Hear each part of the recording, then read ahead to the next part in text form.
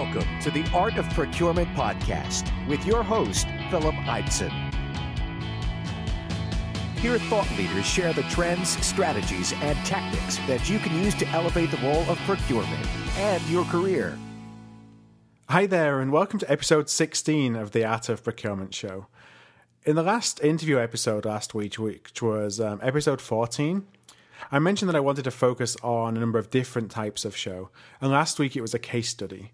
So I'm not sure if you recall, but we looked at how Google's strategic sourcing team were able to become a trusted business partner, and they did that by outsourcing a lot of their low-value tasks and then focusing the rest of their time on building strong relationships with the top stakeholders across the company. So in addition to those case study kind of shows, I'm also planning on some category-specific episodes. The intent of those is to provide some insights, the tactics and strategies within a particular category that help both professionals in that category, but also professionals who are managing different categories may be able to take best practices that professionals are doing managing other areas of spend. So today is the first of one of those types of shows. And in today's episode, I talk with Bob Rodwell, who is the owner of Income Unlimited and a senior consultant with the Reformer Group. So after 20 years in sales, strategy, and also marketing, and with a particular focus in marketing management, Bob now helps procurement departments build stronger engagement across marketing. So this is a very marketing specific show, but as you'll hear as we talk at the end of the interview, really you can apply the process to any category, particularly ones where you're struggling to build stakeholder engagement, or stakeholders are looking for something more than you to help them with the procurement process, and maybe they're pushing back on you as you try and engage with them. So before I go into the show, I do just want to let you know that I recently published a new report, and it's called The 21 Tips to Help You Secure Your Dream Procurement Job. So the report is a summary of tips and tricks that really cover the entire job search process, and I compiled it from Art of Procurement interviews and other research that I've undertaken into the procurement recruitment process. Now, if you'd like to get a copy of that report, you can just visit artofprocurement.com/21tips. Okay, well, let's move on to today's show.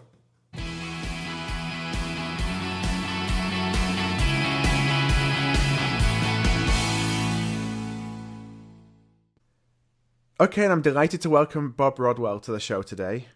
As I mentioned in the pre-show, Bob is a widely renowned expert in the field of marketing procurement. So Bob, welcome to the show. Thank you. Glad to be here. Thanks. So I always like to start the show by asking my guests to give a brief introduction of themselves, just so the Art of Procurement listeners can get to know you a little bit more.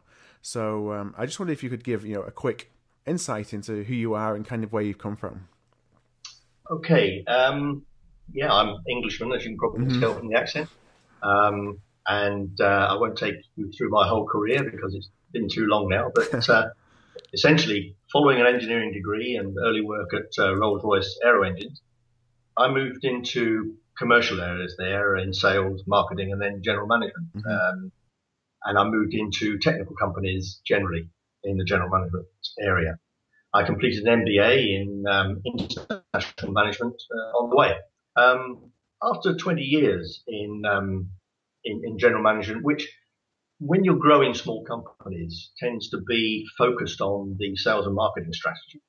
I was picked up the Whitbread Group, and having had that 20 years in sales, marketing, and analytical side, the engineering degree, so working out how companies tick and how they spend their money, Whitbread trained me to take a procurement view of marketing management. And I've been employing the sort of 360-degree vision of marketing ever since. I now run Income Unlimited. We're a consultancy, very small, only a couple of us, do consultancy work in print management, marketing procurement, and stretched into other indirects, but mainly carrying out marketing and travel procurement consultancy projects myself. And I'm an associate and senior consultant with another group called the Reformer Group, where I also pick up. That's in a nutshell. So you've had a little bit of background outside of procurement, or a lot of background outside of procurement, and then came into the function. So what was it about procurement that, you decided this is something that I want to stick with, or I'm interested in, spending some time in this function?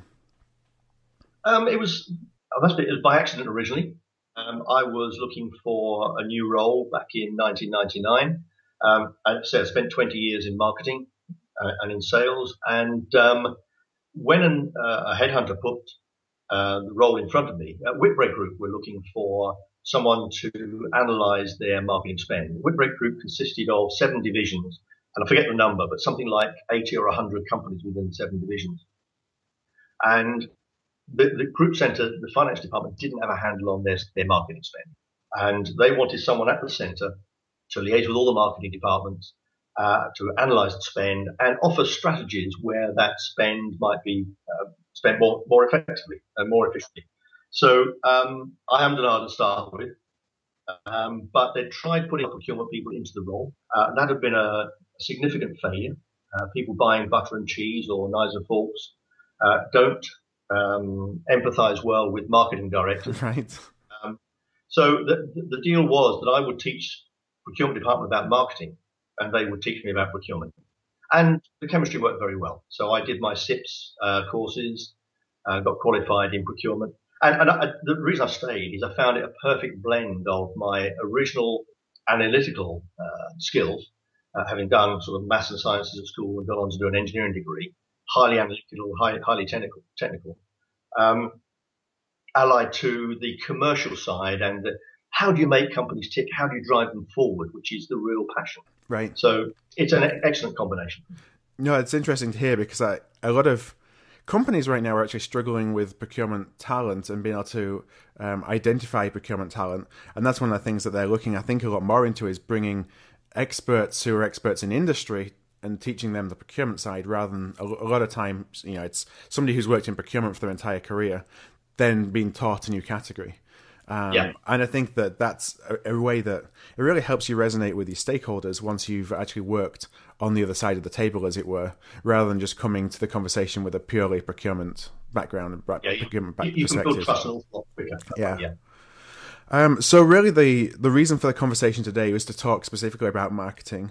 And, I've always found that marketing has been one of the toughest nuts for procurement to crack. And, that's a lot of time because of the difficulty in building relationships and building trust with the marketing stakeholders. Yep. So just taking a quick step back, what would you consider to make up part of the marketing category? What are the subcategories? Oh, crikey. Have a look at my website. Mm-hmm. There are so many these days. With the onset of digital media, the whole category has exploded into... There are 40 or 50 subcategories you could divide into. The major ones are media, obviously. Mm-hmm. And that's the whole topic in itself, which we can come back to if you have time. You've got creative, you've got strategy and planning, you have, let's say, you can divide between offline and online, or traditional media and digital media. And digital, yeah. Yeah, I mean, you've got the blending or the merging of the public relations aspects of marketing and the traditional above the line activities, and social media comes very much into that. So where do you define public relations and where do you define social media? Mm-hmm. Can you separate them? I could go on and on. As I say, I can't recall off the top of my head the page I've designed in my website, but if anyone wants to look up Inkerman, they can. Yeah, we'll link to that actually in the show notes. Okay, thanks. It's a pretty diverse set of categories then. Oh, it is. I mean, it's. I mean, to be honest with you, it's where I have trouble with the term category manager for marketing procurement in any large company, because one man or one woman cannot hold all the knowledge or even all the contacts required to cover the vast number of subcategories of others. Right. And so at the back end of last year, we saw Pepsi as an example. They closed down their centralized marketing procurement function and handed control back into the business. So what I was really interested in, Pepsi said that was because they needed some speed, they wanted some flexibility. But, and you saw afterwards that within the marketing profession itself, I think that there was a lot of dancing on the grave of procurement, for the want of a better word. I've seen it. Yeah. So do you think that this is an isolated case related to, maybe the unique way in which Pepsi was structured, or some unique requirements they had, or is it the start of what's maybe more of a dangerous trend for procurement? I don't think it's the start of a trend. I think you get pockets of this through history. I mean, the reason that I'm not still with Whitbread, despite the fact they trained me and I had a wonderful time there, enjoyed the job immensely. When Whitbread changed the focus of their company from brewing and beer sales through to hotels and restaurants, they slimmed down their central services. And the 20 or 30 companies that were left in the group at that time were asked what functions they wanted from central services. That included HR and finance and procurement and so on. And where they picked some procurement things, they couldn't wait to let go of marketing procurement. Right. Now, that wasn't because I didn't have a good relationship with, or my team didn't have good relationships with the various marketing directors, but they couldn't convince the finance directors of those individual companies that there was good value for money. So I think we'll go through these trends. The interesting thing was there, very much like PepsiCo, whereas redundancy is normally done over a matter of days, I was given 6 months with my team to write procedures which the marketing managers could follow to behave well in a procurement sense. So make them commercially astute. And we ran some training programs and left them with model questionnaires and draft contracts and so on. How long that lasts before they get corrupted, I don't know. But I've seen it in history. Whitbread did it in 2002. PepsiCo are doing it now. I think they're isolated activities. But if you look at senior management change in any large organization, where you get changes at the top, they have to leave their mark, and you'll get various organizational changes. Mm-hmm. So it wouldn't surprise me in 3 or 4 years' time if they have a new chairman, they'll be saying, why don't we have procurement investigating that? Marketing is spending too much money. Yeah. Let's centralize it. Yep. They could use outside auditors to do that. But again, then they've got to instill new skills or not skills, it's attitudes. I think everyone can be trained to operate effectively, but do they want to is the question. And I think having an independent team within an organization who works in conjunction with people, right, you can isolate the creative and the emotional side from the purely commercial side. And then you can have a dialogue. I was going to say the finance people are going to win, but you can at least have that dialogue. And I think, it doesn't surprise me, but I don't think it's the sign of any particular trend. That's certainly positive to hear. And I think that it sounds as well, based on your experience at Whitbread, it's not necessarily that the business didn't see a value in what you were doing, what procurement was doing, but they just wanted to hand responsibility and accountability of that into the business. For them to own the entire relationship with the agencies, for example, rather than get a third party back into the businesses again. Yeah, and then the winds of change come, and then they decide, well, let's centralize this, and you kind of back in a circle. Yep. You get into these business cycles about every 7 years, I think. Right. So when you talk with marketers, what is the frustrations that you hear from them about procurement?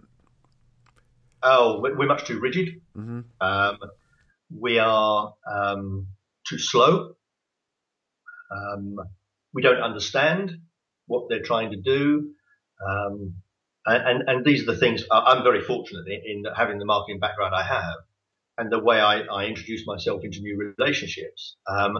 These can be overcome quite quickly, but in generalizations, they're the three main ones. It's rigidity, process driven, much too slow, don't understand what we're buying.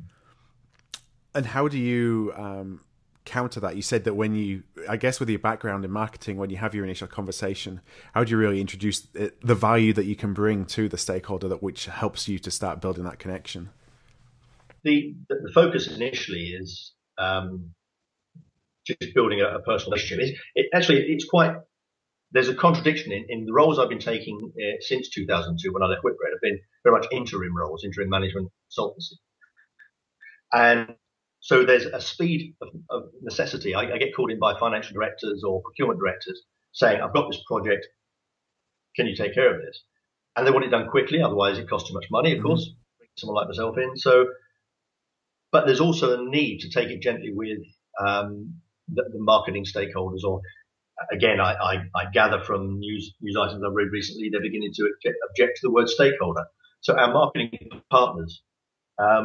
So I literally go and introduce myself informally without having an agenda to start. And it's very much, hi, I'm on board. This is the project I've been asked to undertake, but let's put that aside. Can I hear what your frustrations are in marketing?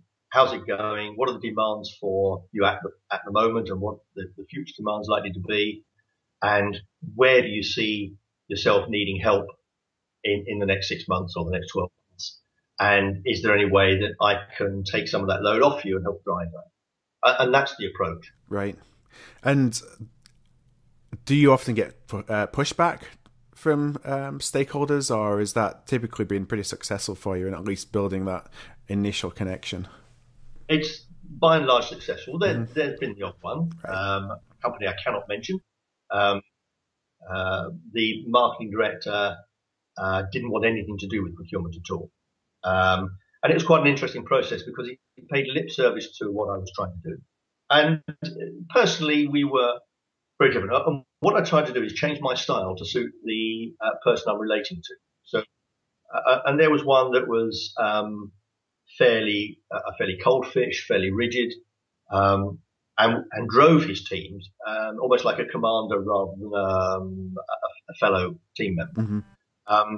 So I accepted this, took his requirements, and literally went away and very formally would write up reports, drive it back to him saying, look, this is what I understand your requirements are, and this is what I intend to do about it. And it was quite interesting in that he would say, yes, you've understood it absolutely perfectly well, but I don't have time to do any of this now. Come back to me in 3 months. And I'd say, well, I'm an interim. I'm not here for that long. If we're going to change things, we ought to start looking at it now. Let me be doing the research. Okay, go away and do the research. And there was a delaying process. The interesting thing was that he would then initiate those projects within his own marketing department. Right. Split his team up so that he could drive those internally. And it took me longer than it should. It took me about those 3 or 4 months to understand the dynamic. And so I was able then to change my methodology and say to him, okay, do you think your teams need to be working towards this goal or that goal? And how can I help mentor those teams so to get quicker success? Interesting. So that was the most difficult one. Generally, because of my background, I touch wood, don't have trouble building relationships and actually getting projects started quickly. Yeah, it's more about them. You're making it about them, not that you're bringing something, pushing something on them. It's what are your challenges? And I think procurement have to realise, particularly in the category management level, that we are a servant to marketing. Yeah. Albeit hopefully a senior one and treated not as a servant, but as an equal. But we are serving their purpose. We should be serving an alternative purpose to what they're trying to achieve. Because ultimately the company wants to sell more, wants to make more profit. And who does that for you? The marketing department should be driving that. And anything we can help, anything we can do to assist that process, that's what we're there for. Yeah, we're facilitating them in the achievement of whatever their goals are, not just trying to hit an arbitrary savings number. Absolutely. When one tries to tell finance directors or procurement directors that's the case, that's a different conversation. Right. No, and that's always been a little bit of a paradox in marketing as to how do you combine what ultimately are the goals set by procurement going into the conversation and what the goals of marketing are, because they're two pretty different things. They are. And that is very tricky because generally what I found when I'm being called in to do some of these interim projects, it's this is the savings goal for 2016, say. How are you going to contribute to that savings target? And that's a conversation in itself. Are there other ways that you would recommend procurement leaders measure the success of their marketing team, their marketing procurement team, other than cost savings that will helpfully change their behaviors when they're working with marketing? It can be done. You need a fairly enlightened finance manager, and this is where the triangle works very well. If one can actually work closely not only with the procurement director, but with the finance director directly, as well as the marketing director, then you can get this kind of dialogue, because you can have a conversation which says, okay, we're not going to actually save on the line which says this is the cost of these agencies this year. However, for that same cost, we're going to drive this extra income, this extra profit. Therefore, and then you look at the sales to profit ratio and saying, would you much rather have a 25% increase in sales, or would you like to have a 5% increase in savings? Right. Because you cannot have both. Yeah. And then you start going into the financial aspects of that. So there are ways of doing this. And when you talk with marketing about the value that we can bring, I think I've always found in my experience, you talk about cost savings and you switch them off straight away. And it definitely is more of a value conversation. It is, unless they're under, the alternative to that is when they're under budget constraints. Mm-hmm. So if a company is going through one of those stages, which they do on a regular basis in the current economic climate, where the finance people turn around to marketing and say, I've cut your budgets are cut by 20%, 10%, whatever it might be, then they see more value in procurement, because my role, or any category manager in marketing role in that process, is to say, okay, let us work with your agencies that you are happy with, to work with them to achieve the same output from them, but for 5% or 10% reduction in cost. And so you move away from working with the marketing team, let them concentrate on the relationship and their creative side, and they're building their strategies. And you work with the agents to say, okay, we still have the same demands, but how are we going to help you to do this at a lower cost to the company? So it goes back again to just learning about what their needs are, their needs may be specific to that situation that you're working with them, rather than again trying to push something on them. Yes, I mean, my approach has always been to work with marketing teams to say, what are your demands? What are your goals? How does a commercial view, or even a contractual view that we can take to that, help you achieve those? Mm-hmm. Always bearing in mind, as we discussed, that the procurement director or the finance director will have a separate goal, which is save us money. Right. So do you think that the traditional procurement model is relevant to marketing? And by traditional model, I mean, looking at RFP-led sourcing processes, or is it situational? I'm going to give you a yes and no answer here. I think the basic model is fine, but it has to be flexed. There's a 7-step procurement model, which when I was doing my SIPS training, I remember the PowerPoint presentation being something like 134 pages. Right. Or there were slides on PowerPoint. You can throw that in the bin, because there isn't time. When marketing are really under the cosh, they don't have the time to go through 3 months or 4 months of seeking a new agency. They don't, because once they've sought and they've employed a new agency, there's the handover stage. Normally agencies can be on, depending on the size of the company and the relevance of the spend, but agencies can be on 6 months notice at times. So you may have a 9-month changeover period. So if you're going to go through a full procurement process like that, then you need to know well in advance what the consequences are of dropping one and moving to another. I have found that it's always better to look at issues that exist between marketing departments and agencies and say, okay, how do we resolve those issues, rather than how do we change agencies? And I'm often telling marketing departments who say, I want to change this agency. So I'll say, let's take a step back and look at why. Why you're not satisfied with what you're getting at the moment. And obviously, we'll change and help them through the process if they decide it right. But I can often be a catalyst for improving those relationships, getting account managers changed within the agency, for instance, getting creative teams changed to add something that the company's not getting. But should they decide to change, and should the notice periods not be too long, there's always the demands of what's the next campaign coming out, what's the seasonality of product within the companies, and what are the pressures on the marketing team. So I must admit, always in the back of my mind is my procurement training. Often the RFX process is very much concertinaed. You can do an RFI informally. Mm-hmm. The search for the relevant agencies in the marketplace is one of the hardest things. Getting a long list of people to consider. Because there's over 20,000 agencies of various different marketing types in the UK now. I don't think anybody knows the true figure, but there are estimates that I've heard of 20, 25, 30,000 agencies. So you're never working with a full market view. You're always working with pocket view. Mm-hmm. So you have to stay on board with what's going on in the market, reading campaign, knowing who's doing what, who's winning the awards, who's working in the right sectors for your client. So that's important. So you can cut corners there. Yeah. You can then do informal RFIs by ringing them up and saying, and I'm in a very fortunate position being a consultant because I don't have to reveal who the client is, so that they, if they don't want their current agency to know they're looking, yes. Yeah. I can develop relationships with agencies where I can ring them up and say, look, I have a client in this industry that is looking for these elements, and I can do informal. I can do 5 a day by telephone interviews. Mm-hmm. And we get to a shortlist very quickly. And then the approach I take within marketing is to reverse something, because most people will then go through an RFP and get agencies. And one thing agencies hate, just to sidetrack for a moment, is to fill in vast RFPs, right?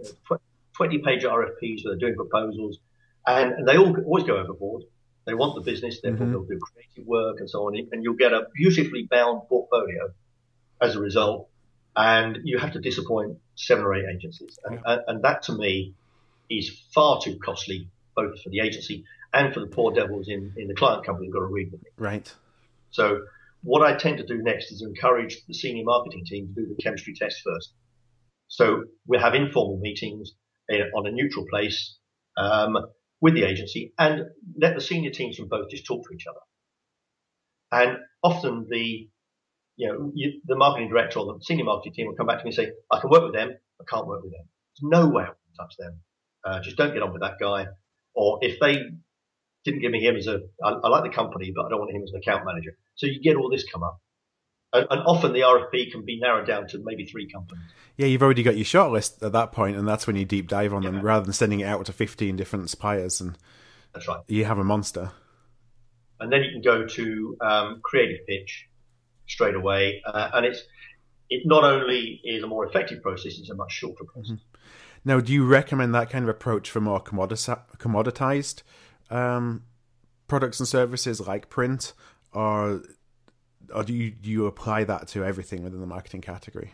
No, that's generally with strategic or creative agencies. Yeah. With print, as you say, that's much more of a commodity. So, and you can actually divide what you have to do in either way by, can you write a definitive specification or can't you? And with advertising, you can't. Mm-hmm. If you want someone to create a campaign, whether it be digital, whether it be audio, whether it be print, whether it be TV, you can't write a specification for that.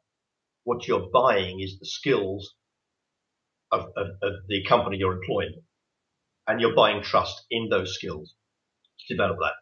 With print, you historically know what weight of paper you've used, what type of ink you've used, what type of media generally, what type of what the cost of a TV campaign on different channels is, what radio costs, and so on. So you can, as you said, you can commoditize that kind of process.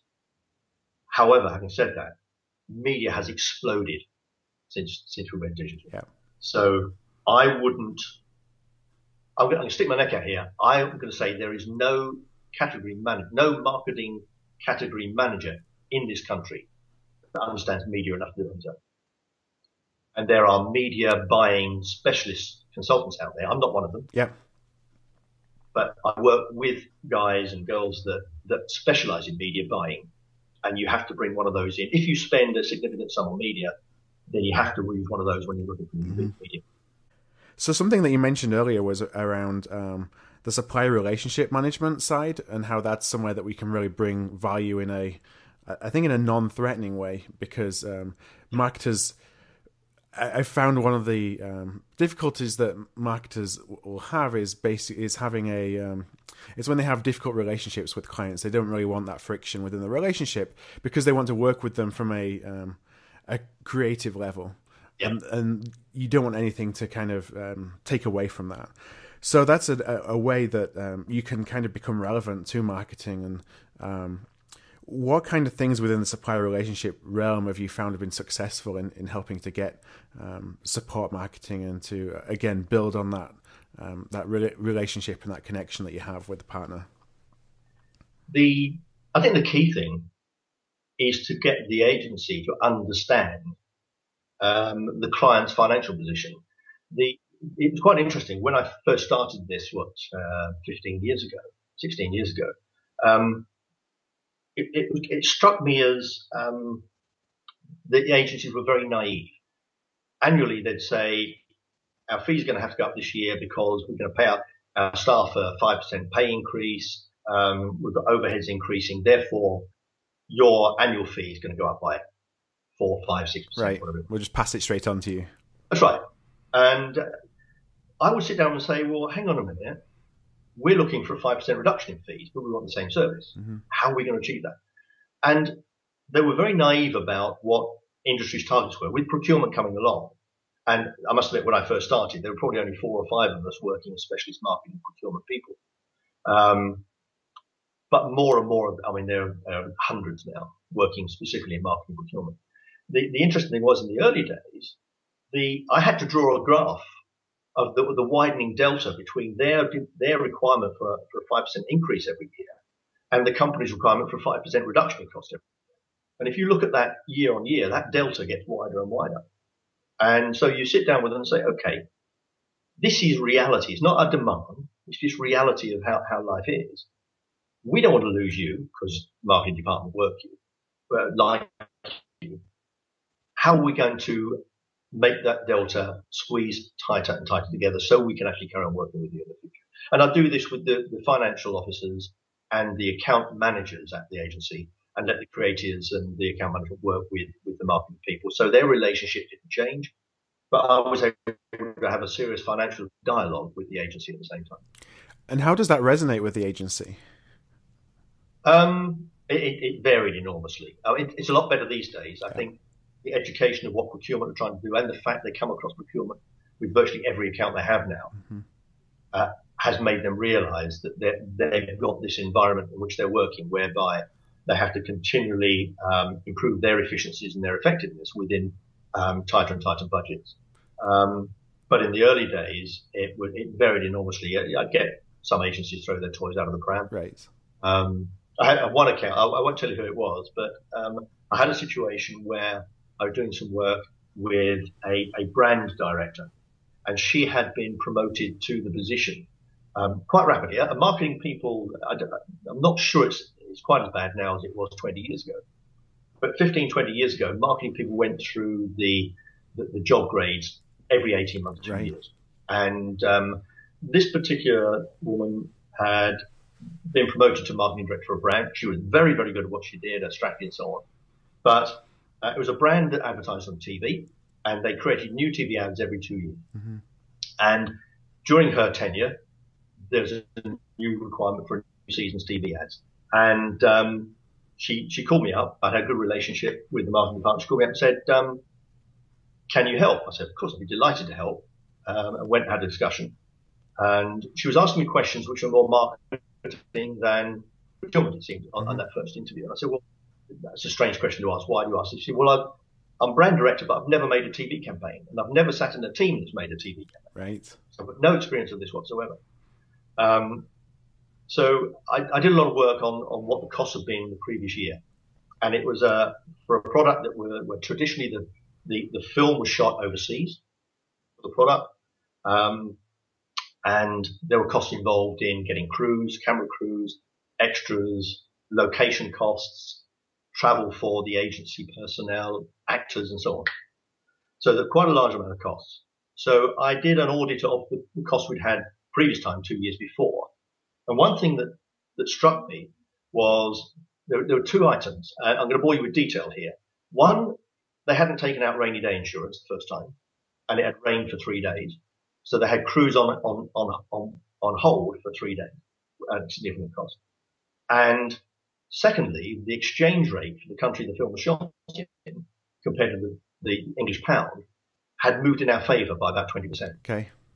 So where the cost of the ad 2 years before had been £500,000 for the production costs of the advertisement, I calculated just taking out rainy day insurance and taking out into account the exchange rate details, even if we didn't save anything on the vast number of mobile phone calls that were made, or anything else, or actors' costs or location, we could shoot that £500,000 ad for £350,000.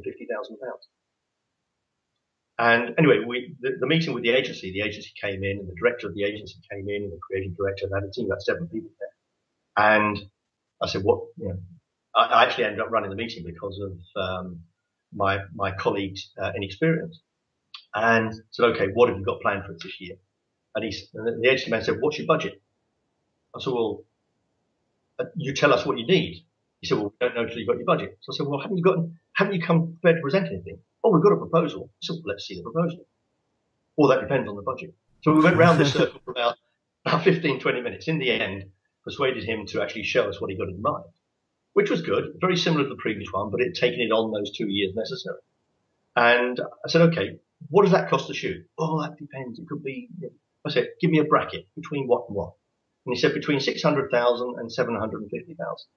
So I said, oh, that's a lot more than last time. He said, well, no, it's not. He said, it's based on the same budget area, but our costs have gone up and so on. So I said, oh, that's interesting, because I've calculated you can shoot the same advert for 350,000. And he took one look at me, he slammed his books together, and he said to his team, come on, we're out of here. Really? and they left the meeting. So that's where we started. And in the end, with a little bit of peacemaking from the marketing director of the company, and saying, look, we've got to get this done, we agreed on a £500,000 spend. So we got his £750,000 ad for 500,000, albeit I still think we could probably got it done for 3. But it's still better than where it could have been, had you not been involved. And I think it shows that how important it is to partner with marketing together when you're approaching suppliers, because you're able to bring the data and kind of drive a fact-based discussion, and the marketing team can maybe go and say, okay, it's kind of good cop, bad cop, but you're at least bringing information to the table that they wouldn't have had before. Yeah, I think they probably could if they thought about it. I think the issue is when you're up to your ankles in mud and bullets, do you go back to do the planning bit? So what procurement does, it doesn't have to be involved in the day-to-day campaign activity. We can take a third-party view and say, okay, what can we bring to that party? And that's what we can do. Right. We can say, okay, stop a minute. Have you considered it? When we talked before we got on the conversation, we got on the call today, there were a few ways in which you were recommending that some strategies and tactics that procurement leaders can use just to start building their engagement with marketing and to start getting those win-win partnerships. I just wondered if you could give a brief insight into what some of those key activities, what people should do today if they want to start thinking about building stronger relationships with marketing. Yeah, I think recapping some of the things we've already said in the interview, one thing you should do is engage early and without an agenda, if you can do that. So if you sometimes it's difficult to get time with very senior marketing people, again, because they're up to their ankles in mud and bullet. But if you can, you need to get them on side just to show that you're a human being and you understand their area of expertise and know what you can bring to it. So without any demands or saying, I've got to save 100 million in this area, just engage, say, this is who I am, this is my background, can I have coffee with you once a week, just to find out what's going on, or is there, if they say no, is there anyone on your team I can sit down with, just so I know what's going on in marketing. That's the first one. Then allow them to establish their early needs. So again, rather than bring your own demands, because your cost savings will fall out of helping with them with their needs. And there are many different ways of skinning the cat in marketing procurement. So if you can get this, find out what their frustrations are, find out what their coming needs are, and say, I can help with that in this way. Develop insights to broaden those early needs into wider and deeper opportunities. So keep your eye on the market. Yeah. And one thing I find procurement's very bad at, one of our key roles is understanding the supply market we operate in. very few of us dedicate enough time to do that. I mean, in my view, it should be 35, 40% of the time should be just going out, meeting potential suppliers with no agenda, finding out what the competitive market's like, finding out what the trends are. Where are we with social and digital? Is that I've got as far as we go? What's next?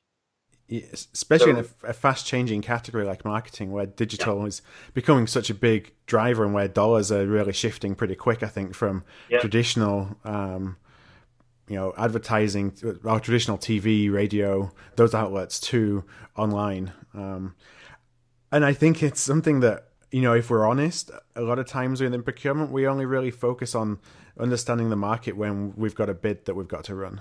And then you start learning your market intelligence. You write your RFQ as a way to get market data and market intelligence, as opposed to leveraging what you already know about the market, which is probably one of the reasons why the process ends up taking so much longer.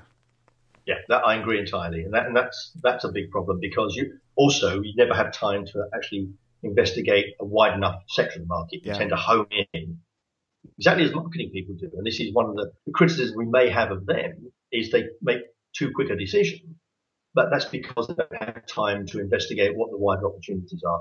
So it's incumbent upon us to understand the wider opportunities. So develop insights and so on. Always consider the relationship of behavioural styles. It's no good putting a very laid back. There are a couple of agencies in London whose names I won't give you, but they're very much a shorts and t-shirt type agency. Yeah. That sit in deck chairs rather than formal chairs, or bean bags, and have their iPads in their laps and so on, rather than sitting at formal stations. There are a number of companies, you couldn't put them in front of a merchant bank, for instance. Right. So it's very much learning relationship styles, management styles, and cultures in an organisation you're in, and saying, okay, when I go out to do this market research and understand my market, overlay what I'm learning with what I know is needed. So it's very much understanding how people work. And I suppose finally, if you wanted 5 points, a fifth one might be acknowledging that whilst procurement's value focuses on, I'm going to say cost, because procurement and finance do focus on cost, but to take into account the area we work in, let's call that cost value for money. Creative delivery is foremost amongst marketing's requirements. They want the best campaign they can get. They've got certain budgets, so we've got to acknowledge that by saving them money or getting better value for them, we shouldn't take away from them their ability to actually be able to turn around and say, I made that. Right. I'm proud of it. Those 5 steps are really interesting to me, because that's what I found to resonate as well in other categories. But I feel that in other categories, there isn't really as much of a focus on the relationship side, or it's only really those that are more successful that are able to apply those kind of principles to other categories. And you mentioned at the top of the show that while marketing is where you've had most of your background, there's also other categories that you've touched on. And I think that's natural from any procurement professional who's successful, is they do well in one area of spend, and then you just ask to help in other areas of spend. Yep. So do you apply that same approach to other categories, or is this very much works for marketing, may not work in other areas? I try to. I am what I am, so I find it I have a fairly relaxed style. I have probably too much of a sense of humour, so I find situations amusing when perhaps I should. Right. Get yourself in trouble. You can do. It has done. But I tend to apply that. Again, if you can actually relate to your colleague that has the budget or the spend which you're trying to influence, then getting them to open up about that and to consider alternatives. Because most people have not a fixed idea, but if you've got a very experienced budget holder, senior manager in a particular area, who's been doing his job or her job for 10, 15, even 20 years, who am I to go in and tell them how to do their job? Right. But what my approach is to say, okay, let's accept that. But coming from where I come, which is just analysis. I mean, procurement mostly is analysis. If you get the analysis wrong, you're useless. Right. So coming from where I come, I can offer a different view. Let's look out of the box. I can offer that out of the box view, and then let's see if we can make it work. And I take that approach virtually everywhere I go. Mm-hmm. Sometimes you get a very strict project. This is who we want to recruit to do this. Go and find us the best one at the best rate. And then that's very straightforward. But that's really not, I mean, I've got to the stage in my career where it's not what I tend to do. You've got procurement managers to do that. My roles tend to be on the interim roles now is to be much more change management focused. And this is a large spend area. This is how we manage the processes and the people and everything else. Tell us if there's an alternative way. Great. Well, Bob, we're coming out to the end of the show now. We're kind of running out of time. So first of all, I want to really thank you for participating today. I think that there is, a lot of really interesting insight into how to start engaging with marketers. And frankly, the steps and the strategies that you talk about and that you recommend, it really can be applied across a bunch of other categories. And probably if you do so, you'll be seen as a little bit of a shining light with the stakeholders that you engage with, because maybe other categories haven't been managed in that way before. So there's definitely things that are relevant here, I think, outside of the marketing function too. What I'd like to ask just finally is probably the easiest question, and that's how can listeners contact you if they'd like to discuss anything that we've talked about today in a little bit more detail with you? That's very kind. My email address is Rodwell, the surname, at Incaman, that's INCAMAN.com. My email address. They can look at my website again at www.incaman.com. Be happy to talk to anybody. Great. Well, what I'll do is I will link up your contact details in the show notes from today, and there'll also be a downloadable audio file of the episode, and also I'll be posting a transcript too. So all of those can be found at artofprocurement.com/marketing intro. That's artofprocurement.com/marketing intro. So Bob, just once again, thank you very much. Thank you for your time, Phil. Enjoyed it.